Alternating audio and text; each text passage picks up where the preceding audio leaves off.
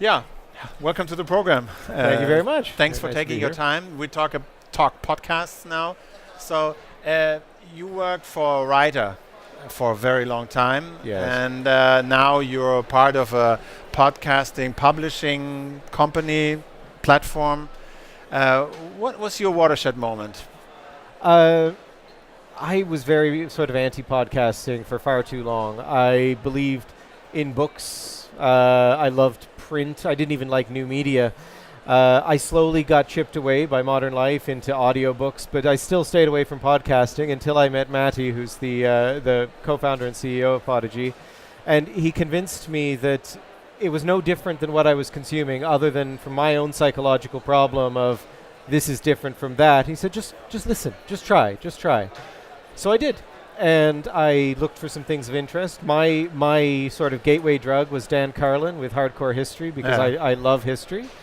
And I fell down that rabbit hole. I was listening, get up in the morning, plug in my headset, on the way to work, probably more time than I should have when I was in the office, because it was just great. It was a story that he was telling, and the way he told it spoke to me not just as someone who's loved the subject, but also who likes a well-told story.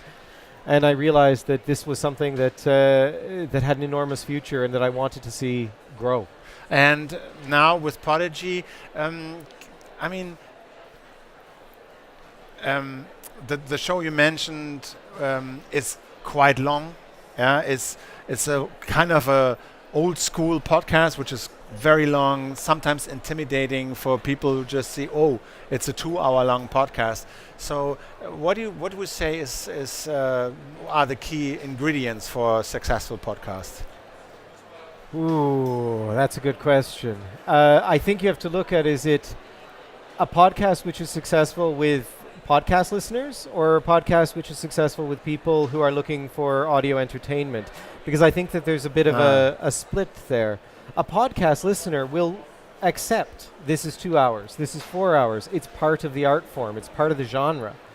It might be harder to get someone used to, for example, talk radio and information coming in from soundbite length to maybe a half-hour, hour-long show with breaks and commercials, to accept that. So I think that for a non-podcast listener, accessibility, both in terms of the technology, but in also psychologically accessible, is necessary. They need to know what they're getting into. They need to want to get into it. And they need to feel that they can pick it up and put it down. That it's not, if I start this, I must spend the next 2.5 hours paying attention to this podcast. We live in a very superficial media content consumption society, and we're getting more and more superficial. And since you're a tech company, finding podcasts, there are so many different podcasts out there. There's virtually a podcast for everybody, more or less, I would say, especially if you understand English and you can listen to English speaking podcasts. But I think it's still hard to find the right podcast for you. How can we improve it? We need better meta tags. What is it? What does it mean? Well, right now, podcasting is tagged with an obsolete iTunes meta tagging format. So basically, we're trying to take long-form information delivery and label it according to a set of criteria designed to tell you if you're listening to pop music or rock music. It's just wildly inappropriate. It doesn't have enough granularity. That it's not necessarily always done correctly. The RSS feed delivery mechanism means that it's very much based on the agency for finding the content rests with the consumer. So if I want to listen to your podcast, I need to know where I'm going and sign up. So it's the dictionary paradox. I need to know what I'm looking for before I can find it. So we need better meta tagging, because because if you know what you're looking for, either a name of the host or the podcast, I would say it's pretty easy right now. You just type in, you take any podcast app, you name it, you type in a name, the podcast pops up, you hit subscribe or tap subscribe, done. That's it. But if you just know, well, I'm interested in, exactly, I don't know, baseball or fishing or cycling, it's quite hard to find the right one. This is why we've proposed a challenge to the podcasting community, and one of the key pillars of this is better metadata. That we need to agree on an open format, and it must be open. It cannot be proprietary. We don't want our world to be locked down by one provider, but a better set of meta tags so that we can have a proper podcast search engine. So that you can go to an aggregating site that pulls the information with a web crawler, just like Google does, and you can say, I want a podcast about baseball. And what does give you recommendations? And what does this metadata look like? I mean, what are the information I, as a podcaster, can add to my podcast as metadata for others to make it easier to find it? We're still working on the exact amount of it, but it needs more granularity in terms of topic, subtopics, areas of interest, and it's almost like nesting Russian dolls. Right now we can work in really big categories, and we need the big categories because that's how people start looking. But we also need to have subcategories so that they can go down and down and down, and they also need to have timeliness. Of course, a podcast that is produced now, and let's say the topic is American politics, is going to be very, very different than a podcast that was produced 10 years ago on the topic of American politics. And we have no way of determining that now because the timeliness of it is not reflected accurately. There's no way for an external viewer, other than looking at the timestamp of when the file was uploaded, to know that this, which was labeled news or current affairs, is not valid anymore. But we have, technologies like speech recognition have come a long way. So it's you have quite good services that listen to the audio and convert it to text, searchable text. So you can convert your 2-hour podcast in a, I don't know how many long text file. Does it help anything? Yes, it does. And that is actually a technology we're working with to develop automatic tagging so that a podcast can be machine searched and create a tag cloud. The problem, tag clouds suffer from abusability from the spam side. Because if you have a popular tag cloud, you can manually attach tags to a podcast, which would then be able to insert improper information into the feed. But it's also, tagging is an open-ended system. So if the machine goes through and it's looking for preset keywords, that's one thing. If it goes and it takes the bigger topics you're talking about, you may end up with a set of tags which is hyper-specific, which is great if you're looking for something hyper-specific, but it doesn't help you if you're looking for the topic next door and adding to it. We need to have a defined set of relationships. A good way to look at it as a good model is the Dewey Decimal System for categorizing library books, which is based on approach to the subject. So you could have a subject, so let's say clothing. And for us, we say, well, let's talk about clothing. We know what we're talking about. But if you split that information hierarchy down, are we talking about the manufacturing of clothing? Are we talking about fashion? Are we talking about clothing through history? All of them have very different paths to it, and they have very different topics that would be mutually interesting because we need to have good machine-curated recommendations. So if your podcast player says, you liked this, why not that? That recommendation to be meaningful has to understand where you're listening to, where it sits, not in just your world, but where it sits one remove away. Google had this problem too when they began. So everything was tagged with metadata, but then they overcame that situation. They had other criteria to rank websites. So, and why can't we apply when we have those text files? Why can't we apply the Google search technique on searching podcasts? I think if you gave us Google level of money, we definitely could. That is a lot of crunch. That's a lot of very smart programming to make those associations. And Google keeps those cards very close to its chest because it's their core business on the search side. But it's not necessary to be that smart. We don't have to. Google started, as you say, it started using simpler tools. We just need to start the journey that Google took. We need, or YouTube. If you look at YouTube recommendations, they've gotten a lot better over the years, but they're still not great because they have a tendency to pull, you watched this video once and therefore you must be interested in it. So occasionally, especially watching music videos will be, you know, classic rock, SoundCloud rap. Where did this come from? And it's because at some point I've looked at this to see what it's all about, and Google remembered, and it pushes out a really false answer, which undermines confidence in it. But we just need to start from the perspective, it's more of an attitude shift. We need to start from the perspective that searchability is good. That the RSS feed model is very much based on I know you and I want to hear more, and that we need to turn it around to I am speaking and I want you to hear. And by doing that, we say, I want many people to hear my voice. I want many people to hear many voices. So we will take a little extra work on the production side to take a little extra work away from the consumer side. To make it easier, okay. Yeah. Another topic I wanted to talk to you about is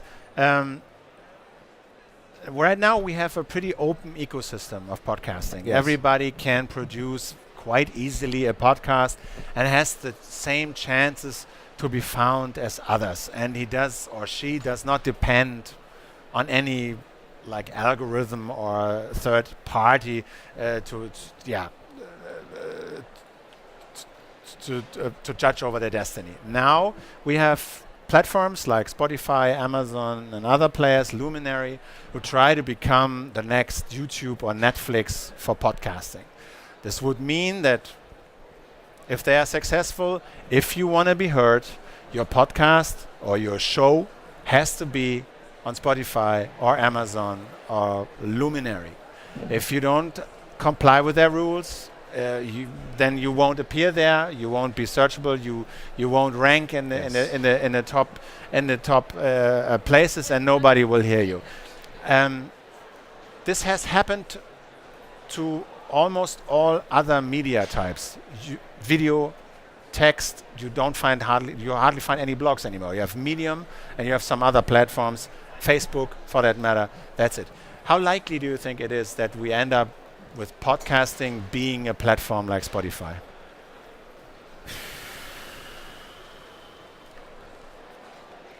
I think that it's not just likely, it's inevitable that they will get on these platforms. Yeah. But what we believe, and the core of our belief, and why we released this manifesto, is the way we control this is by making the underpinning technological foundation open source before. So right now it is relatively open. The format is open. The community is very open. It's based off an open sharing platform.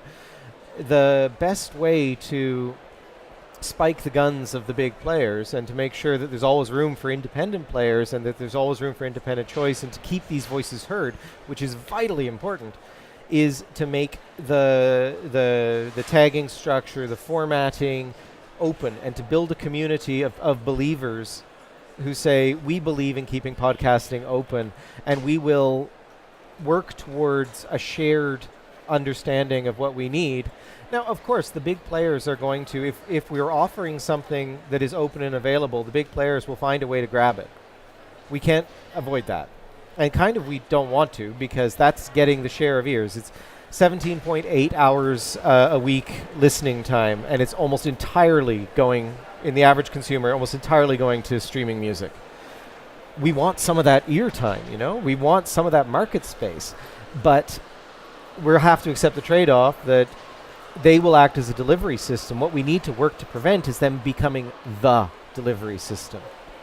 And how do we do that? I mean, apart from making sure they don't get a proprietary, making sure they do not get a proprietary algorithm that they can DRM. Basically, but they have it already, no? No, it's a difference between the player and the format. So it's like an MP3. If you're playing an MP3, the reason Spotify succeeds in that is because of the blanket licensing agreements. Their issues with Spotify's success is because they were one of the very early successes in getting blanket licensing for stream music, which was more of the horrendous legal hell of licensing in the music industry versus their delivery platform. The MP3 is an open source.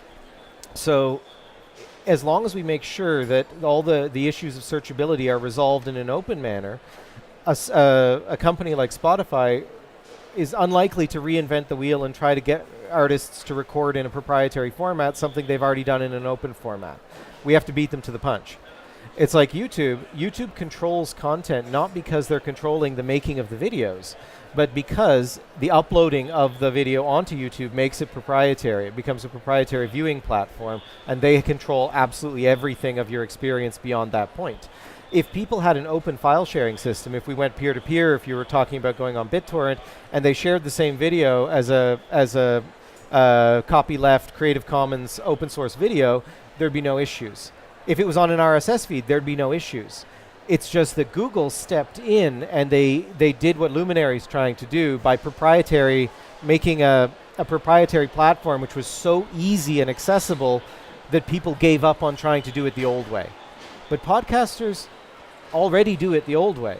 We just need to make the old way compatible with the new way of listening without migrating it so that they're recording it directly onto Spotify in a Spotify file format.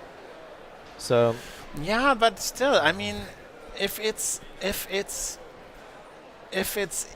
people are on Spotify anyway and they find their podcast anyway, and Spotify maybe invests some money to say, well, maybe you don't publish your podcast somewhere else. Just leave it here. And Spotify grows.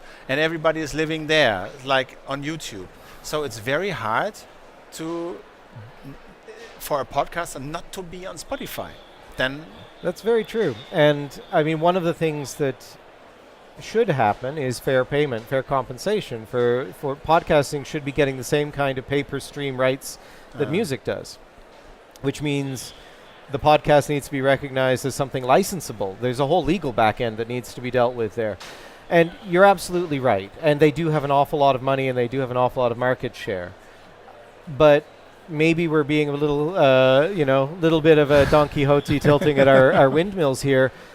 But just because there's a good argument saying they might win, doesn't mean we're not going to do everything we possibly can to stop them winning. And what can listeners do to prevent them from winning? Keep it free, keep it open. What does it mean for a listener who's watching it now? I'm listening to podcasts. What can I do to support the open system? Support the actual content producers, first and foremost. If someone has a podcast, then wherever possible, support the podcaster, not the delivery system. Right? Delivery services are paid to deliver. Their bills are already paid. If a podcaster, it doesn't matter how they do it. If it's you pay for a subscription, you buy the downloads. If they have advertising, try to go to the people who are advertising on them. Show some support to the community. Show some love to it, because it's the content creators who are the ones who are the future. If you look at what happened with the music industry, and of course this is going back more than 100 years, so there's a lot of history. But 99% or something to that effect of music creators get screwed because most of their money is made by everybody who isn't making the content. It's made by the labels. It's made by the marketing services. It's made by the broadcast services, and they take the lion's share. And right now, podcasting's not terribly well monetized. Best market valuation I could get was 400 million, so it's really very small. But the fact that it isn't well monetized means no one has really elbowed into that space, and we have to stop them. We have to, as a community, say, no, we're not going to let this happen. That, yes, we would like to have it more convenient to listen to the content we want. Yes, we should be able to stream. But we're not going to let the channel become the medium. Okay. I think that's an important thing. Absolutely. Thank you so much for your time and your effort. Well, thank you. Where can we find the manifesto? Podigee.com/manifesto. All right. And I invite you to take a look at it and hopefully join the movement, because it's very exciting. We're at a very dangerous place, but yes, it's a bit of a gamble, but it's a fight we're going to fight, and we invite everyone else to join us in it. All right. Thank you so much for your time. Thank you. You find the videos on YouTube or dctp.tv. Just go to dctp.tv. And thanks very much for watching.